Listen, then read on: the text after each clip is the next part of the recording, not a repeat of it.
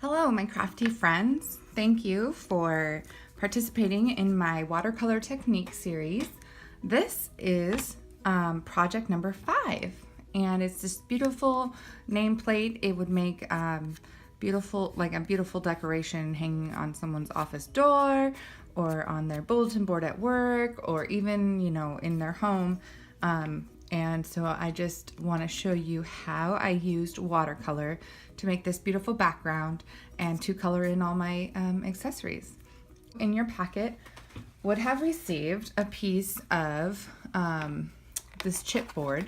That's going to make your project just that much sturdier. I didn't want it to be a flimsy piece of paper. So this is just the backing piece for your project. You're going to have a piece of 4 1/4 by 11 piece of thick whisper white cardstock, and this is going to be what we're going to use to decorate our nameplate. The first thing that we want to do is actually apply the background color, and this is done through using an aqua painter and ink. I'm going to be using powder pink, which is one of the in colors, and I'm going to transfer the color onto my block because I feel like I get more ink that way. So just open your ink pad and stamp with your block. And you're going to want a lot of, paper towels nearby because we're using watercolor. Otherwise, you're going to get pretty wet. And I am going to use my spray bottle to get my paper a little bit wet. It kind of helps the color kind of spread out. And again, we're not using watercolor paper, so we need to be very careful about rubbing too much on this paper, or it will start to fray. So I've got ink on my block. I'm just picking up the color, making sure my brush is nice and wet, and I'm just spreading the color around. You have to work quick with watercolor. Can't mess around. There's no time for messing around with watercolor. You need to make this really wet. And this is a really light pink. So if you have a different pink that's darker, that you want your color to be darker, you can do that. But I like this light color. I feel like I just don't have enough water.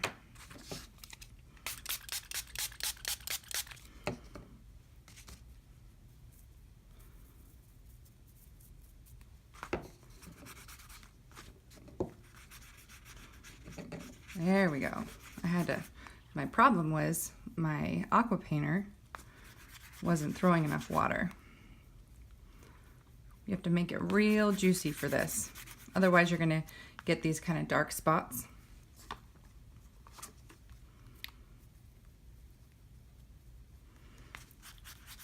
I'm just right now trying to spread the color without rubbing too much.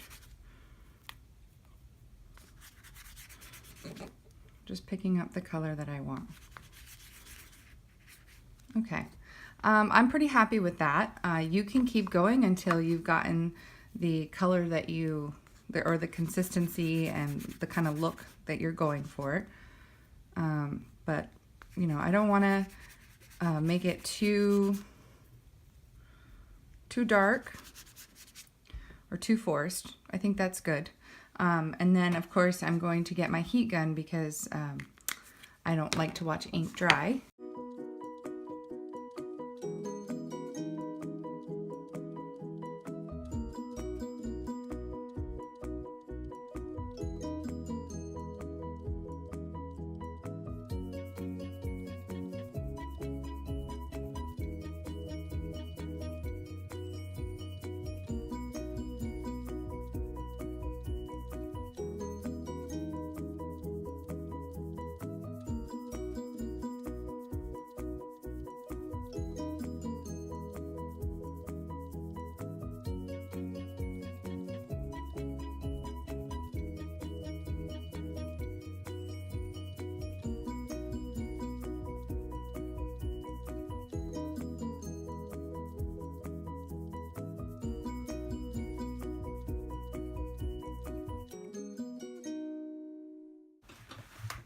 All right, you can see I was doing some testing on this side, but it didn't show through on my good side. So, all right, so there's kind of my watercolor background. I didn't think I was gonna like it, but I'm actually pretty pleased with how it turned out. It looks very not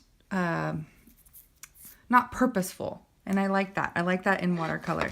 Okay, so I'm gonna go ahead and I'm gonna use a lighter pink than I did on my first example. This is a darker, this is Flirty Flamingo, but I think I'm gonna stick with the lighter powder pink with this one.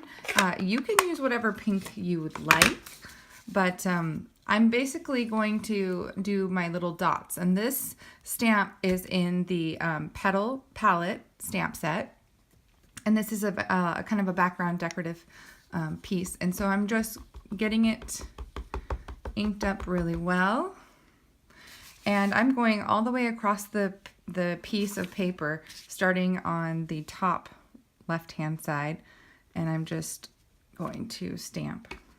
See, I like that. I like how that looks, and you can overlap a little bit so there's no gap.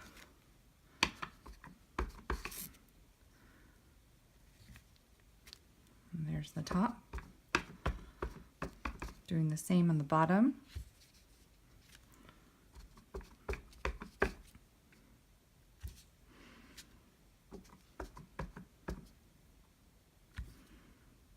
And there you go.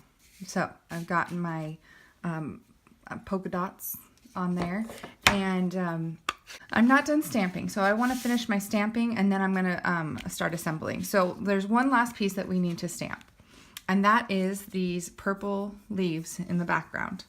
And again, I'm using the Petal Palette stamp set, and it's this beautiful leaf decoration.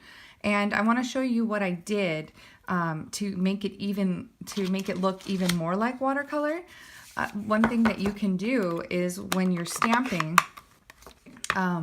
you can, so I'm going to put ink on my block here, or on my ink pad. Okay, so I've picked up the color. I don't think I have it all. There we go. And after that, then I'm going to take my spray bottle, and I'm going to actually spray water on my stamp, directly on my stamp. And it's going to make it look really watery and kind of, you know, like a watercolor image.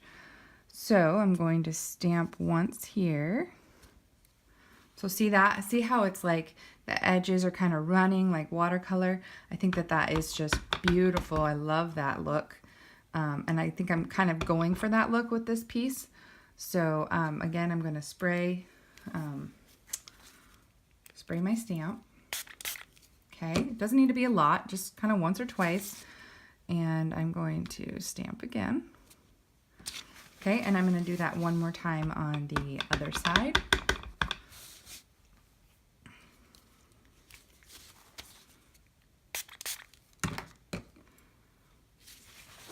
And I'm going to go right about here. And I really like it because the stamp already has kind of a watercolor look, but this just kind of adds a little bit more of that watercolor. That's kind of the effect I'm going with on this piece. Okay, set that aside. All right, now that I've truly finished with the stamping on the paper itself, I'm going to use my strong adhesive and glue it down to my, what did I call this? My chipboard. Okay, so I'm using my Fast Fuse because that I know with confidence is going to hold down this paper. And I just want to get it as close to the edge as possible because I don't want my edges picking up on me. Another glue that would probably work really well is liquid Tombow glue because it's very strong. Oops.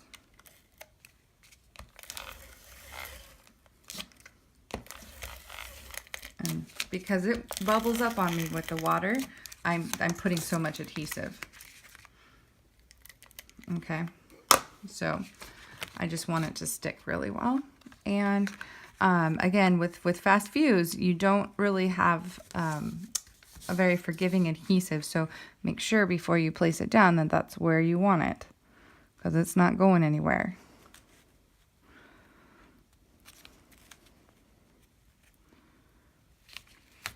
So I'm just kind of going to start from the top and work my way down. I'm starting in the middle, pushing out. I don't want any bubbles. And there, it's nice and flat. That's perfect. Look how flat that is. Okay, so I've got my board down, and now I can fuss with the placement of my letters. As you can see, I'm not making another Tiffany sign. I don't need 2 Tiffany signs. So I decided to do one for my mom, since this would make a really beautiful little addition to her office at work. So I'm going to be using, but you can place your letters wherever you'd like, okay? And just kind of get a feel for where you're going to want things.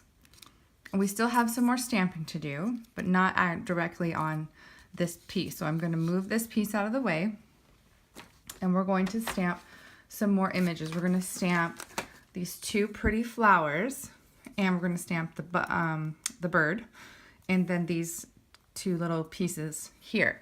Now, something that I posted on my Facebook page, and is a really helpful guide, is what types of blacks to use depending on what you're making. And because we are using water and watercolors, we need to use our archival ink, because archival ink is alcohol based and it does not react with water. And since we don't want it to run, we are going to use our archival black ink. Now, if we were going to be using our blends, our alcohol markers, we want to use Memento black ink, because Memento is water-based and it won't react with the alcohol. So it's kind of the opposite effect, which is kind of cool. It was kind of confusing to me, but as I've been playing more with water and blends, it's starting to make a little bit more sense. Okay, so I've got my floral image here, and I'm going to just stamp it down. And I'm actually going to be able to fit both of them on one piece. So I'm going to stamp that second one here. Okay, and I really love this stamp, because it intentionally makes kind of a watercolor look already. So what better stamp set to use watercolor with than this one? It's just great. Okay, so now I'm doing my little flower. Okay, and you'll want 2 of those. 1 flower, 2 flowers. Okay, and then we need to get our little birdie, and I don't know if I'm going to be able to get him on this little piece. So I'm going to just go right over to my other piece and put him there. Okay, so now I've got all my pieces stamped. Now I need to color them. And this is the fun part. I really like this part, because with watercolor, I'm not a very good colorer, but with watercolor, it kind of takes that stress away from being a perfectionist and having to color just right, because when you use your aqua painter, it will blend things and fill in that white space, and it's okay if I get out of the lines, because you know it's watercolor. Watercolor doesn't stay in the lines, so it really can become whatever you want it to be, and just take that stress out of coloring. I love the fact that, you know, when you color with color pencils, that you can see the lines of the pencils, right? You can see that it's a color pencil. Just as if you were coloring with a crayon, you can see that it's a crayon, because those lines. And then when you bring watercolor into it, it takes away those lines. It blends those lines. And I love that. Love, love, love it, because it looks like you painted it on there. So you're just going to roughly, I mean, it does not have to be perfect at all. You're just going to roughly color in your leaves and your flowers and whatever colors you want. You know, I'm using Old Olive watercolor pencil for my leaves. And I'm going to be using my pinks and my purples. So I've got Calypso Coral, which I don't think I want to use. I want to use Flirty Flamingo. Melon Mambo. No, not Flirty Flamingo. There is actually a Flirty Flamingo color pencil. They just came out with it in the Occasions catalog, and it's part of one of the kits. I can't remember which one off the top of my head right now, but there's a watercolor kit, and it comes with watercolor pencils, and it has the Flirty Flamingo watercolor pencil in it. People were freaking out about that.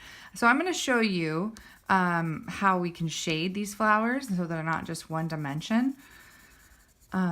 So I'm kind of doing the lighter color first and just kind of spreading the color around the flower. It doesn't have to be exact. Again, the water is going to help us in that area.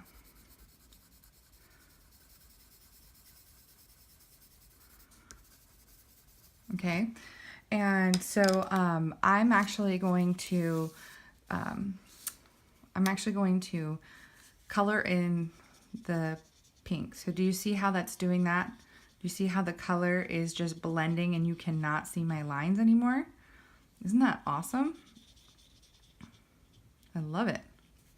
You can't see that I just scribbled with my color pencil. See that? Now, if you're going to be moving from one color to another, I would suggest cleaning off your aqua painter. So before I start going to the green, I'm going to clean off my aqua painter and make sure I don't transfer pink into the green. And I'm not constantly squeezing water into my aqua painter. You don't need to do that. Just keep it moist.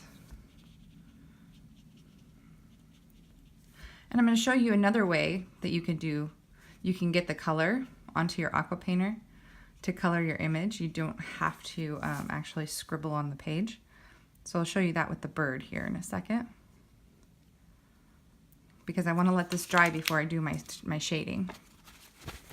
So I'm just drying off my aqua painter, and I'm going to be getting yellow because I want to color my bird yellow. He's going to be a yellow bird, okay? And I'm actually not going to color him directly with my watercolor pencil. I'm just making sure that my aqua painter is moist, and I'm just going to actually lift the color from the pencil. See that? And I'm going to color him. Look at that. Is that not the coolest thing? And he is now a yellow bird.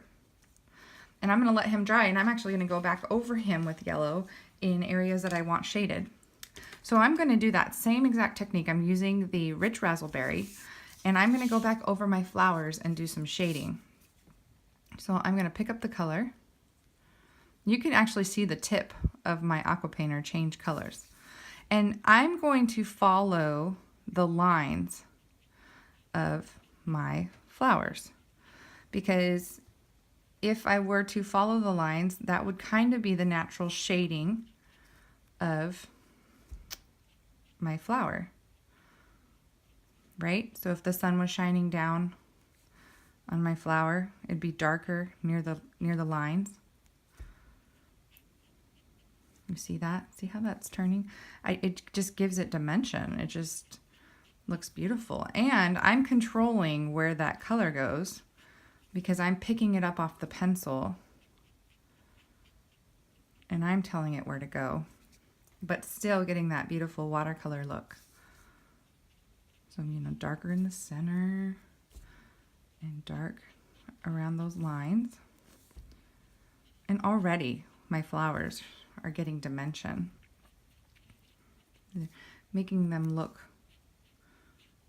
real. Realistic, I should say. I am not a magician and I cannot make these look real, but I will have to tell you that my coloring and my kind of understanding for shading and things like that is very novice right now. And I just keep playing and I keep watching and I keep learning. And that's what I love. The fact that I get to grow in this. I can always get better. We can always learn something we didn't know yesterday. All right, I'm really happy with that. And you could just keep playing with the colors until you're happy with yours. But I think that that's beautiful.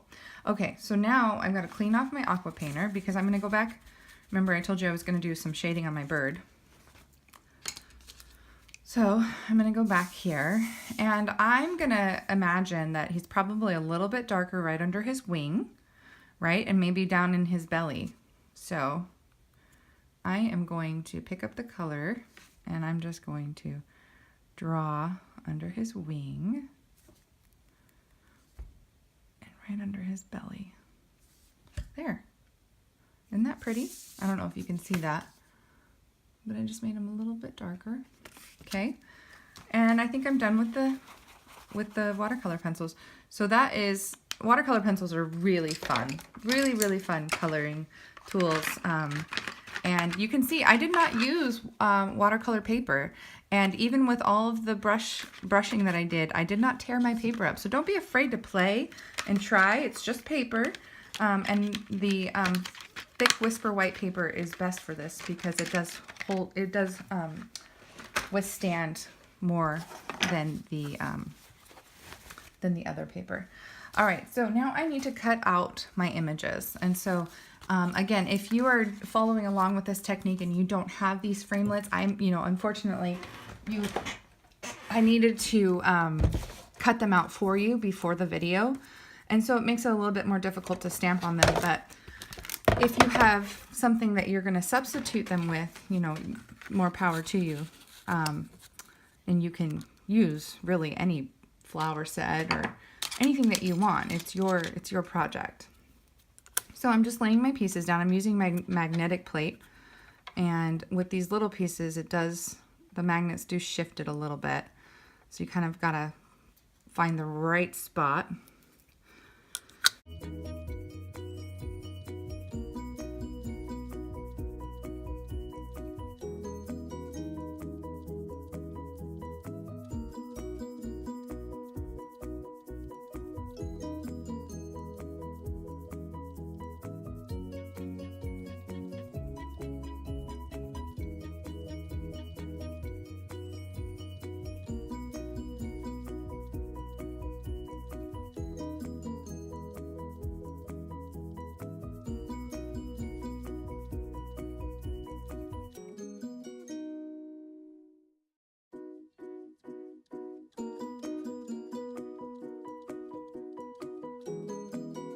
Okay, so we have gotten our flowers and our birds.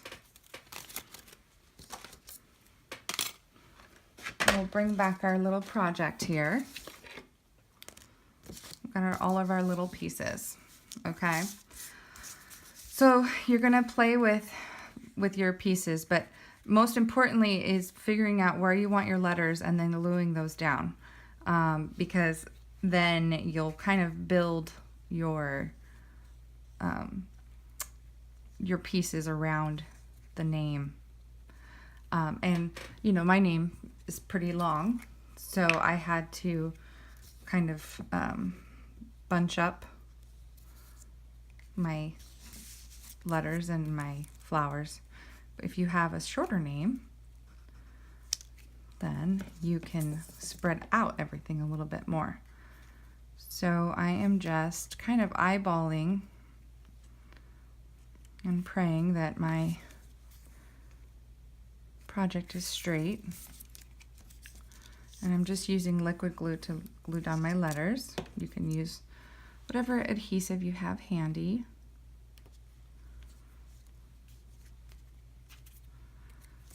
Liquid glue is easy and cheap and fast. So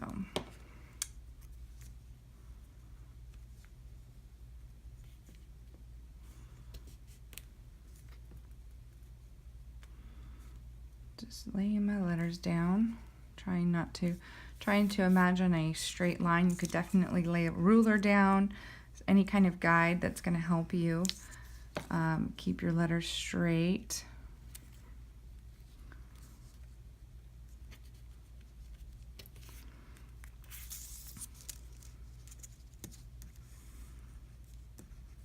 I love the watercolor in the background. I think it's so pretty.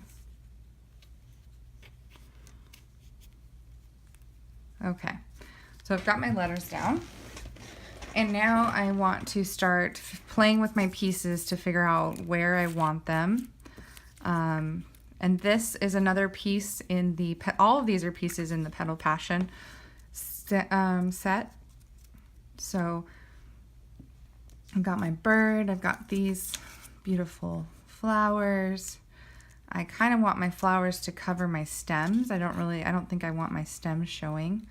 So I'm going to play with the placement of those flowers and figure out where I want those. I like how the leaf is kind of over covering the D slightly in my mom's name. I think that that's pretty because it kind of shows like it belongs there. So yeah, you'll just figure out where you want these pieces.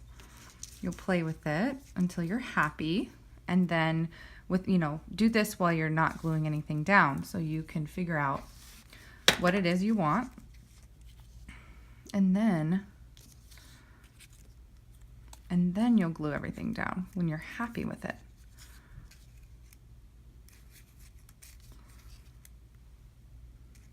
Yeah, so important questions to ask ourselves. Where do we want our bird? Do we want our bird on our name? Do we want it to cover up a boo-boo because my watercolor came down? Or do we want it, on top of a flower? I like how he's yellow because that kind of helps him pop out a little bit. So once you've figured out your placement, which I'm kind of happy with him there, then you'll start gluing your pieces down. Okay, so I think I know where I want things. And so you're just going to take your liquid glue and start gluing your pieces down.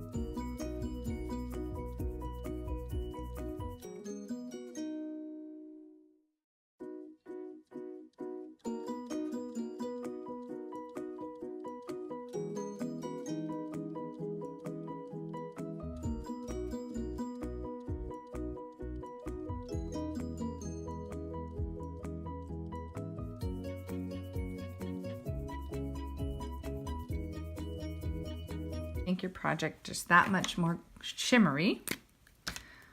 Going to take your Wink of Stella and just paint on your letters.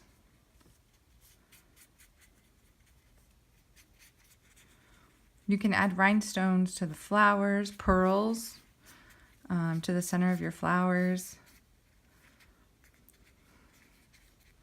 But just all that different coloring that we did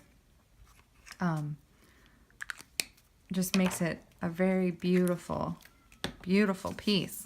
And then the last but not least, you're going to have some crocheted lace in your package, and you're going to want to overlay, so double up your piece, and you're going to cut it in half.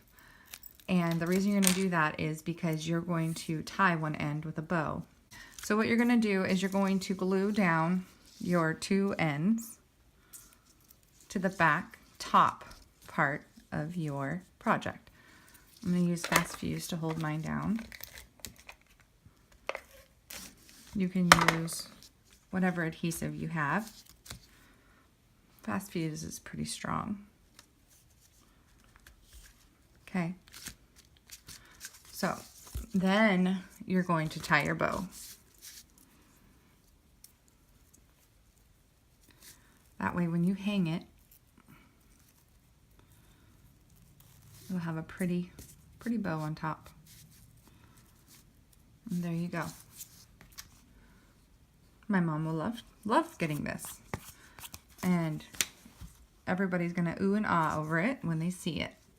So there's project number 5. I hope you have learned something new about watercolor, and I hope that you're not so intimidated and you'll use it more in your cards.